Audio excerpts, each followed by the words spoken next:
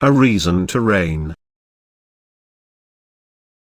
I've always hated the rain, for reasons I'll tell you about some other time. But, today the rain is appropriate. Today the rain is the only thing that feels right deep in my soul. It makes a hollow sound, which mimics the hollow feeling in my heart, as it thrums like distant drums on the tiny white coffin in front of me. Cold on my face, mixing with warm tears that can't, wash the guilt away.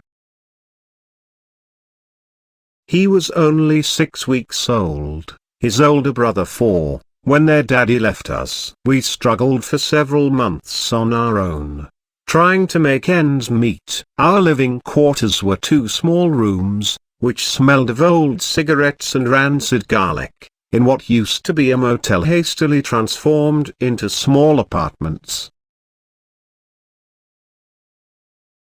The ancient grey carpets were threadbare and stained, and a large faded brown area on a prominent wall looked like old blood. I wondered if someone had been murdered in that room, or if they had just gone mad and taken their own life, as I had often dreamed of doing since coming to this place of aching silence. I worked at a local bar until 2 each morning, plodding along trying to come up with enough tips to pay the rent and buy a few groceries. Each night I dodged drunken men who grabbed at me wanting to prove that they were the answer to my numb heart. I knew that something needed to happen soon.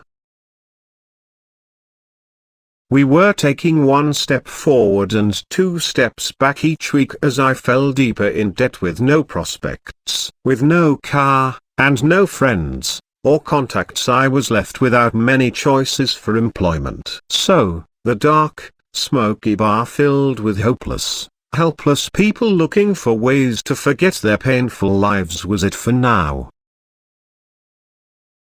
On a cold November night, when I was at the end of my proverbial rope, he called. He missed us and didn't think he could live without us. He was sorry for the affair and sorry for hitting me again. He didn't know what had gotten into him and wanted us back. He was stationed in Las Vegas now and would send us bus fare to come to him as soon as possible. My heart soared. He did love us. He wanted us back. We would be a family again. I couldn't wait to leave this painful memory and begin somewhere new. With all that had occurred in the last year and a half, we didn't have much to pack. A few clothes, my older son's blanket and the baby's little brown bear, but I started getting things ready for our bus ride from South Dakota to Nevada. The trip was long and exhausting, but I knew it would be worth it when we could all be together again. He would finally love the boys. They needed a dad. He had told me he was sorry for all that had happened, so I just knew it would work this time. I wanted so desperately to believe him, just for a chance to be a normal family. We arrived at the bus station in Las Vegas in the middle of the night. He had sent a friend to pick us up. He will come get you in the morning. To go to the base, the friend said before he left us alone in this unfamiliar place. Once inside the hotel, I realized that we had left 2 small rooms in South Dakota for 2 small rooms in Nevada. My heart fell as I looked around to see the old worn carpet and stained walls of our new prison. The sounds of people pretending to have fun, doing things that they would never tell their families about, echoed in the halls outside the room. It didn't take long to find out why he had sent for us. He had not been completely honest with his superiors on the air base. He had told them his wife and children were with him and had received additional compensation for housing and care of his family. There would be a base inspection soon and his deception would have been discovered. He didn't have the money to pay back since his gambling problem had become exponentially worse in this place of endless temptations. He hadn't missed us. He didn't want us back. There was a showgirl in the picture now and he had decided that he really cared about her. I didn't know what to do now and my heart had begun to harden with this new slap in the face. We found a trailer, in a small rundown trailer court, where the boys and I could stay. He wasn't there very much at first. But when the showgirl decided that she wanted to move on, he came home and brought his anger and rejection with him. Now he would take his new frustrations out on us. It didn't take long for his anger to begin exploding through his fists again. It was okay as long as I could keep the boys out of his way. He reminded me that I didn't deserve any better and should be glad that he had sent for me since I was still so ugly that no other man could ever want me. I wondered why we had come here. How stupid I had been. Why did I put us in these situations over and over? Now I knew that I couldn't depend on him for anything and needed to do something to take care of my boys. His money was going to the casinos and we had no resources on which to rely. After calls to all relevant distant family and friends had netted nothing, I went to the base commander and the chaplain. Sorry, I was told, we don't have the resources to help. Angry, I confronted him and threatened to turn him into the police. He laughed. I threatened to sell my body if he wouldn't take care of us and he told me that I should do that. He didn't want it anymore and he didn't care how the little brat ate. I wasn't 21, so I had no legal options in this limited place. Decisions needed to be made. After months of struggle, I finally decided to drop the phony pride and just do what I needed to do to take care of my children. I wasn't quite sure how to achieve my objective. I certainly wasn't a practiced prostitute and wasn't sure how to dress or prepare myself.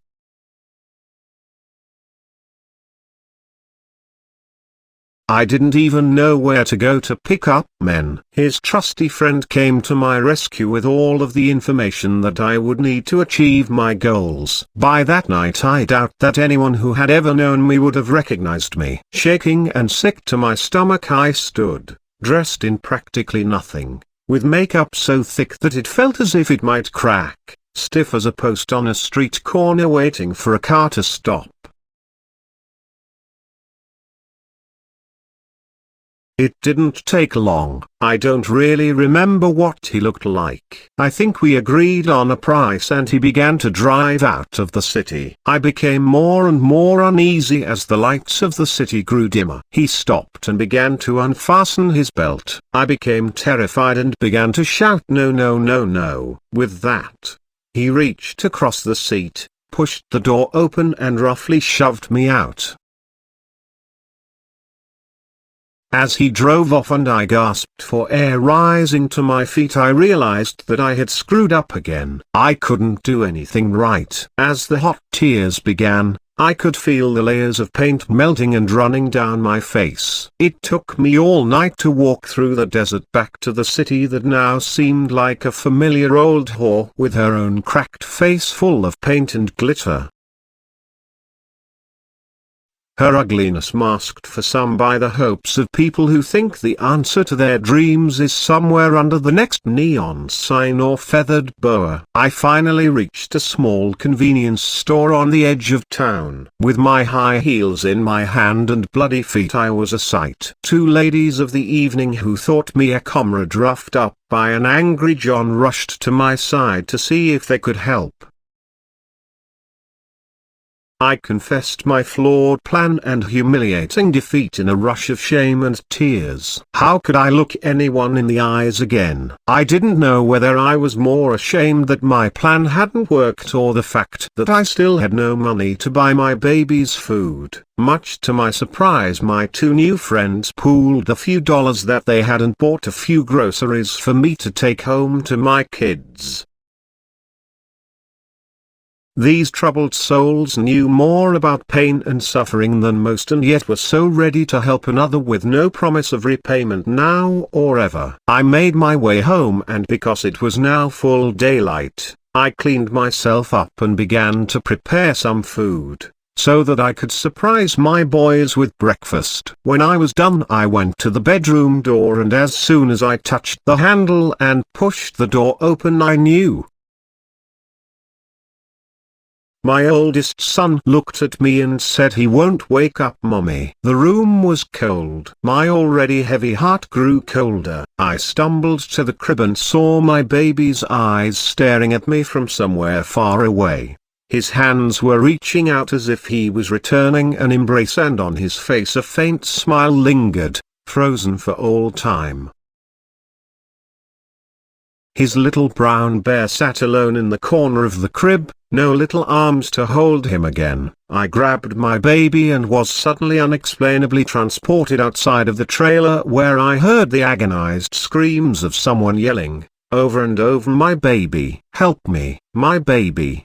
Our neighbors came rushing to my aid, and he finally managed to make his way outside. Time stood still. In a fog I rode to the hospital in the front of the ambulance. "You Are So Beautiful to Me," by Joe Cocker, playing loudly on the dashboard radio. Sights in slow motion, fragrance of gardenias and smells of pizza forever engraved on my memory, and the vision of my baby's distant stare permanently seared on my conscience. I knew that I had not been there when my sons needed me. I didn't deserve to be a mother. I knew that my baby had been taken from me for my evil thoughts and actions. How could I live with the guilt? What use was I? The police had questions. Where had I been? Where had he been? And then later, the doctors with their diagnosis of SIDS. What is SIDS? I had never heard of SIDS. No one could even explain to me what SIDS was. The next few days were a disturbing jumble of grief, guilt, and trying to remember why I shouldn't step in front of a passing truck. Would Eva stop feeling numb? Would I ever have a purpose again? His family took over and in their odd unfeeling way, tried to take care of things. I arrived at the viewing and saw the fruits of their labor. The room was baby blue with gold gilding. The flowers were beautiful, and so were his sisters in their lovely gowns. My baby was in a small white coffin with blue velvet blankets and white silk embroidered pajamas that I didn't recognize. Posed in the coffin was a pristine white teddy bear which I had never seen. Somewhere in the back of my mind I wondered where the baby's teddy was. His whole family stood around the coffin posing for pictures with the baby, laughing and carrying on as if they were at a summer family reunion. I longed to lift him from his poorly staged eternal prison and disappear out a side door, but instead I staggered outside, arms empty, weeping, and realized that it was raining. The next day we woke in the morning and prepared to go to the cemetery. I was still numb, my mind couldn't seem to focus anymore. I didn't know if I would ever feel purpose again. The sun was shining and I heard the lonely sound of a mourning dove in the distance. This is so unfair, I thought, that this day should be so beautiful. As I walked through rows and rows of silent graves, decorated with small white crosses and protected by a large marble angel whose wings were spread wide, in the green shaded space that would be my child's eternal resting place, I saw the sky begin to darken. I was holding a small rosebud. They had wanted me to lay the rosebud on the tiny casket that held my baby before they lowered it into the ground forever.